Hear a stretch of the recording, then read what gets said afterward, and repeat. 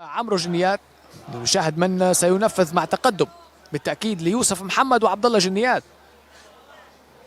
ثنائي الدفاع المحوري بالنسبة لفريق الوحدة. ركلة ركنية عند عمرو جنيات يلعب على القائم الأول، محاولة الرأسية، ما زالت الخطورة والتسديدة في الجول. خطأ دفاعي كبير من جانب الفريق الضيف، من جانب الأهلي. يستغل يوسف محمد المتقدم للأمام ويسجل في مرمى الأهلي. إذن هدف الأورنجي لا شيء الأهلي. 17 دقيقة فقط هي كل ما احتاجه الأورنجي لافتتاح التسجيل، لكن خطأ كبير من دفاعات الأهلي في إبعاد الكرة. كرة تهادت أمام عبد الله جنيات وتمكن من التسجيل بقوة في مرمى شهر الشاكر. يبحث عن تغيير اتجاه اللعب، ينجح بذلك، يمرر بالمقاس ناحية دهان، انطلاقة لزكريا حنان، ممكن تأتي فرصة التعادل العرضية في الجول.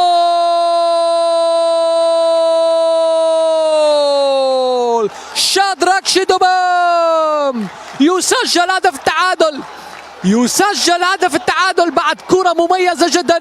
تغيير اتجاه اللعب كان من محمود نايف، استلام من دهان، مرر كرة بالمقاس إلى زكريا حنان والعرضية.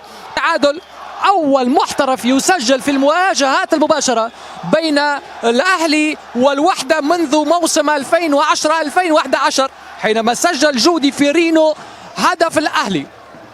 إذن أول محترف يسجل في المواجهات المباشرة بين الوحدة والاتحاد منذ موسم 2010-2011. أقل من دقيقتين على نهاية الوقت الأصلي لهذه المواجهة المثيرة. تعادل إيجابي ما زال قائم وكلا الفريقان يبحثان عن هدف التقدم. زكريا حنان عالية ومرفوعة وفرصة الهدف. الله الله،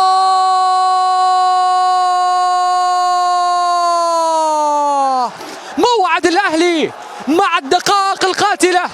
هذا هو موعد الأهلي وهذه أوقات الأهلي. الأهلي يقلب الطاولة على الوحدة ويسجل برأسية علي الرينا.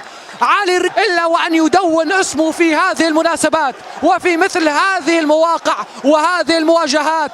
كرة أكثر من رائعة تتهادى أمام علي الرينا وبرأسه يسجل في مرمى علي مريمية. هدف في الدقيقة 89. هذه هي مواعيد الأهلي وهذه هي أهدافهم.